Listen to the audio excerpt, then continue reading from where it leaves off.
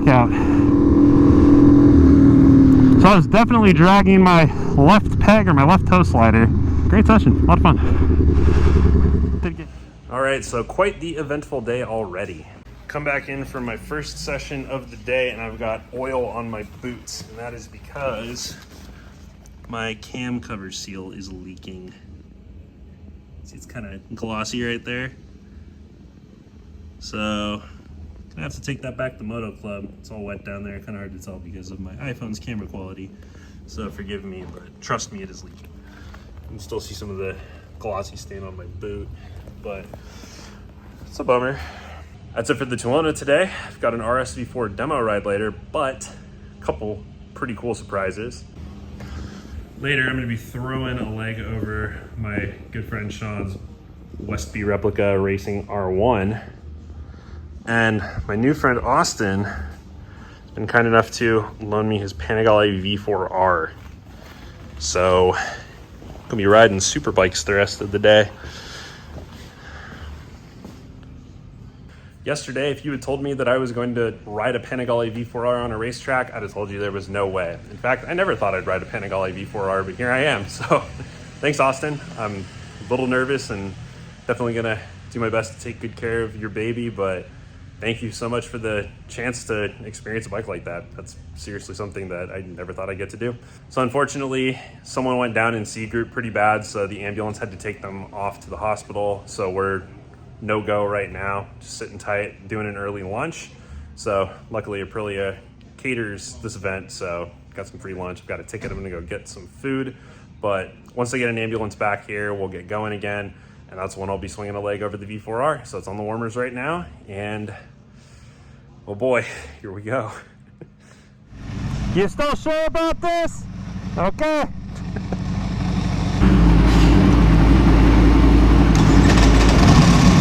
Oh boy.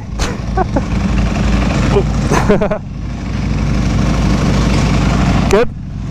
Thanks, Austin. What have I gotten myself into? Oh my goodness.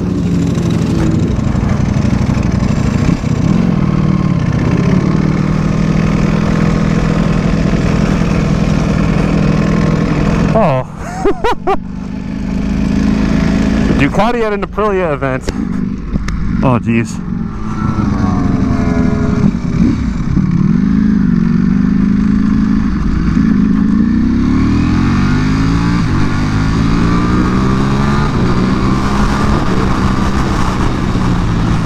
Oh, those are some sensitive brakes. Like I said before, never would have thought I'd be riding a Panigale V4R, but here I am.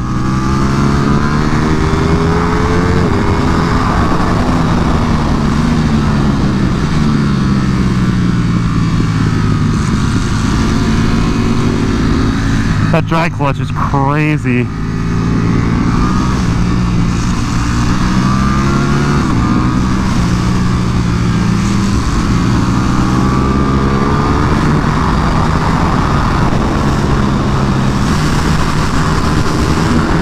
Whoa! There you go, Sean. Oh my goodness.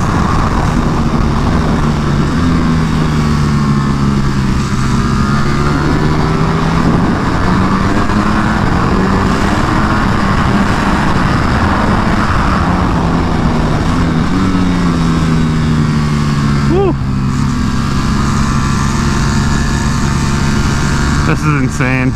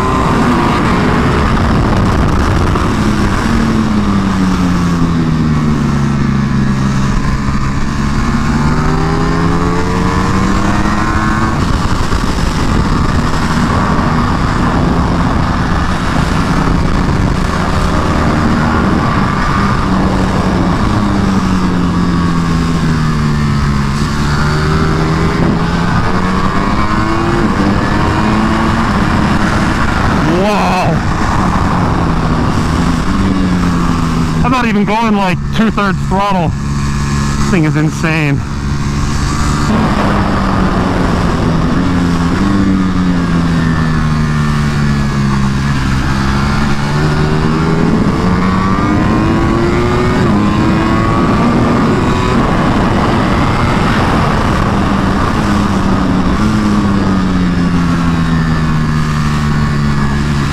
I'm dragging knee on this thing.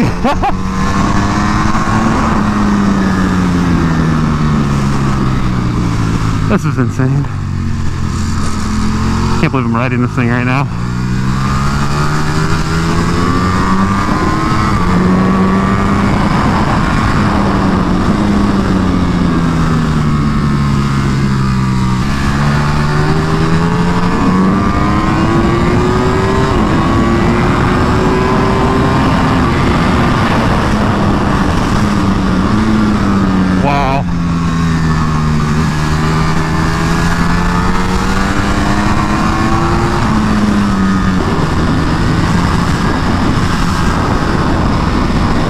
I think that was a demo bike. Uh-oh. That's gonna be a red flag. I'm coming in. What an experience. Oh my goodness.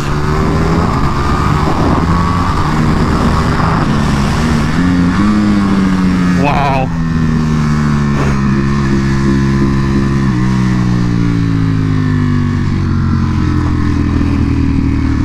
I can't believe I just rode this thing. That was bonkers.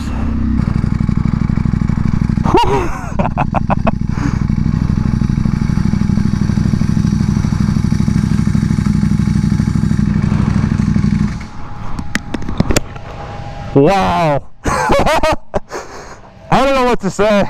It was a lot easier to get comfortable on it than I thought it was going to be. Still definitely was not giving it everything. But like, I think considering I've never ridden this motorcycle and it's not mine, I did all right. Thank you. That was incredible. Wow.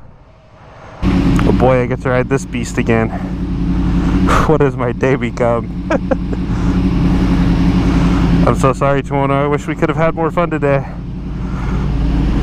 You're gonna have to go back to Moto Club to get that oil leak fixed, but wow, is this a consolation if I've ever seen one. Wow. Thanks, son.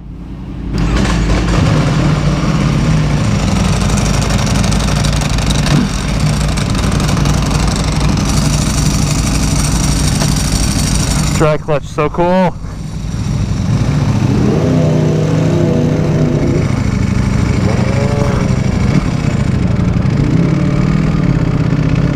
Still can't believe today this is what I'm doing. Probably a race today's event on a Ducati Panigale V4R.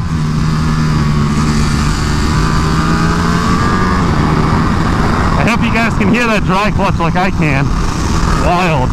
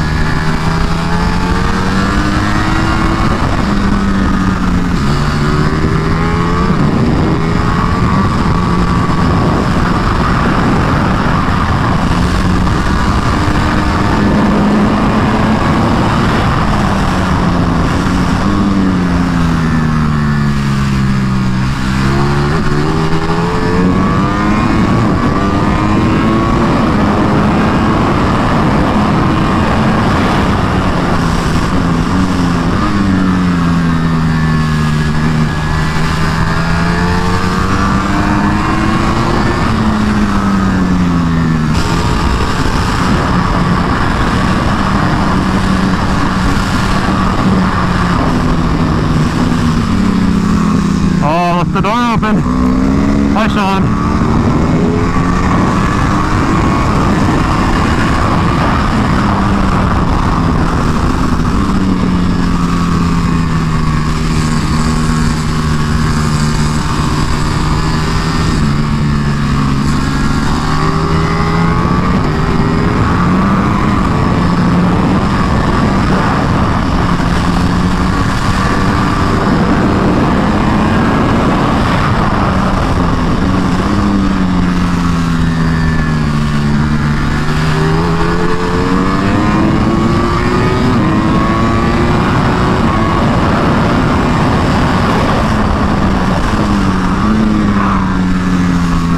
rearrange your guts.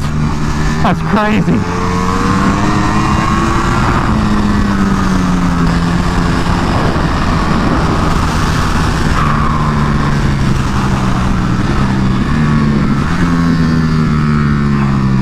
Perfect timing, fuel light just came on. Well, that was all the fuel that I personally had in the tank anyways. Forgot to breathe. Wow. Now that I'm using a little bit more of the power, that's bonkers. I feel like my insides have been twisted. I've never felt acceleration like that before. I don't think I ever will on anything else like this. Wow. Unbelievable.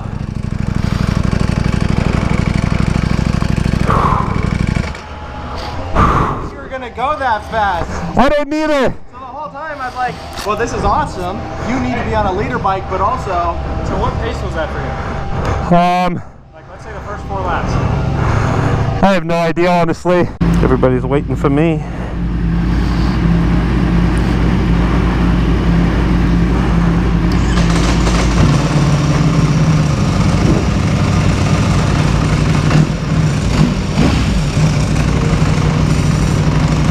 Catch the dry clutch again. Put it in gear, it stops. Gotta remember to breathe this time.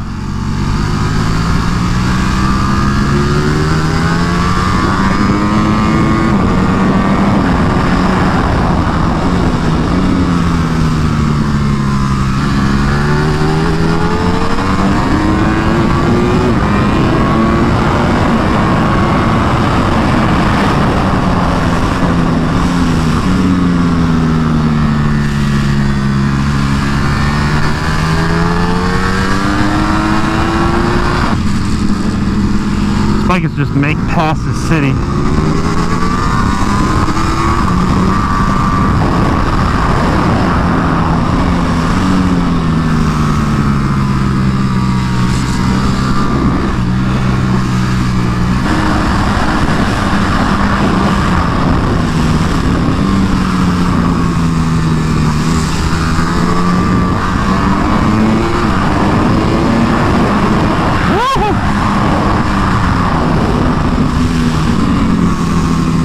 Well played, John. Had a moment there.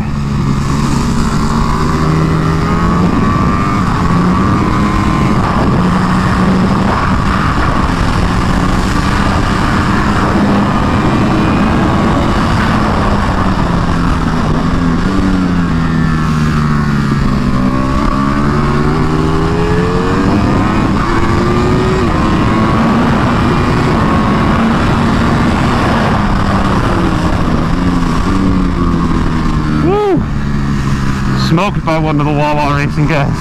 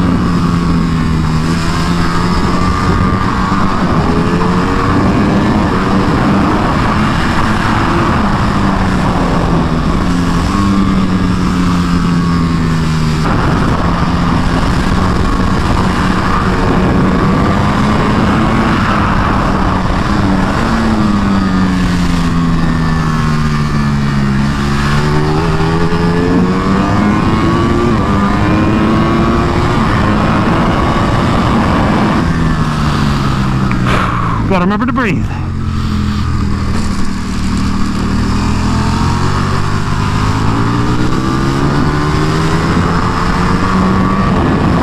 What a day.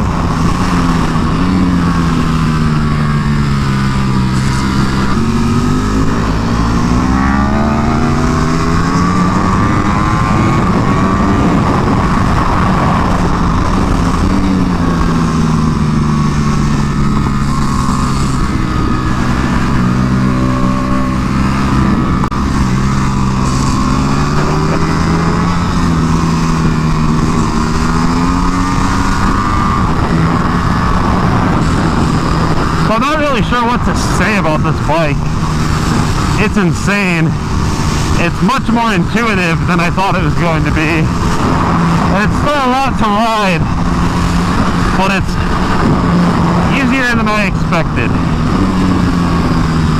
And man, does it sound and feel amazing. I feel like a superhero.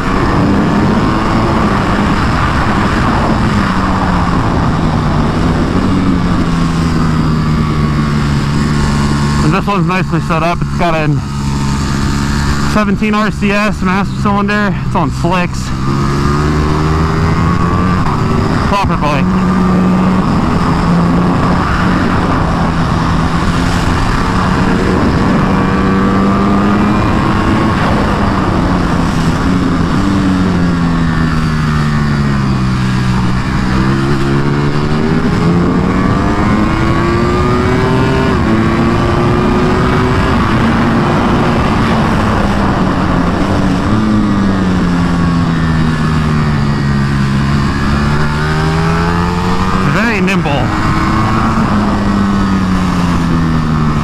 Steers a lot like my Daytona, actually. It's super light.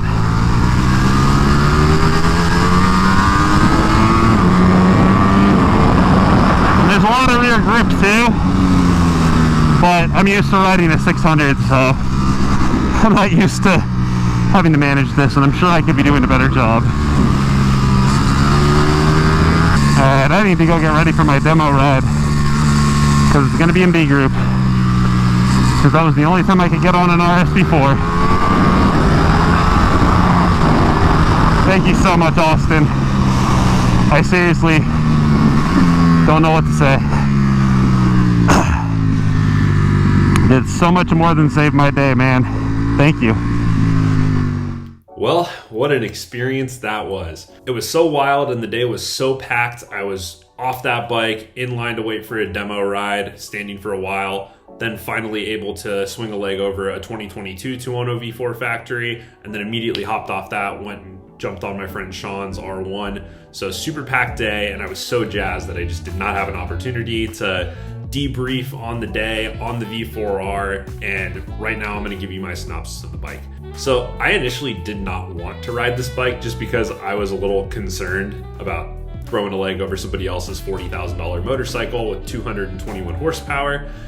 I'd never ridden a superbike on track before today. My Tuono wouldn't really count it. It's not a true superbike. It's down at least 25 horsepower on every other superbike out there, the RS4, the R1, the S1000RR, a Panigale V4 S or R. So I went into this just with the intent of being very careful, just getting kind of initial impressions of the bike, seeing how it felt, maybe bringing it up on the straight a few times, but I got so comfortable on it so fast, and that really surprised me. I was very intimidated those first few laps out and for the first half of the first session on it, but once I got out the second time and then throughout the rest of the day, I just got more and more and more comfortable on it. And one of the reasons is because, funny as it may seem, it actually handles a lot like my Daytona 675R does. It steers very quickly, it's very agile, you get a lot of good feeling through the front end. It's a fantastic bike in terms of the way that it slows down coming up to a corner and the way that it feels on the edge of the front tire. So very akin to my Daytona there. Only difference being that it has a much longer wheelbase, which honestly I was surprised I didn't notice that more, and the bike wasn't harder to transition side to side or throw into a corner. But it's everything that happens past the apex that is just absolutely bonkers and mind-changing, because when you go to get on the gas and take off out of the corner, it is insane. But it's not really insane like the Tuono is, where you have a ton of torque when you get on the gas at a lower RPM or in the mid-range. It builds power very progressively. It's a lot like a 600 in that sense, where you don't really get into some real horsepower until 8, 9, 10,000 RPM. But once you get up there, it is unlike anything I've ever experienced before. I don't think my body has accelerated that quickly at any other point in my life. Not on a roller coaster, not taking off in an airplane, nothing. And it was mind-bending and also gut-wrenching a little bit just because it was so fast. The other thing too is the brakes worked so well. Austin's bike has the stock Brembo stem limit calipers paired with the 17 RCS master cylinder. And there were a couple times coming into turn 1, looking back on the GoPro footage, I was over 150 miles per hour indicated and just grabbed the brakes, and man, do they slow you down. So much that, again, your insides kind of feel like they're moving a little bit. So definitely something I'm sure I would get used to if I spent even more time on the bike and got more comfortable riding it even faster. But man, just insane the amount of force and the kinds of forces that you can expose your body to on that motorcycle and still be able to continue riding it around the track. It's just incredible. The sound of that V4 engine is insane. I've never heard an engine like that rev so high. Redline was 16,500 RPM. I was shifting anywhere from 13 to I think 15,500, maybe 16.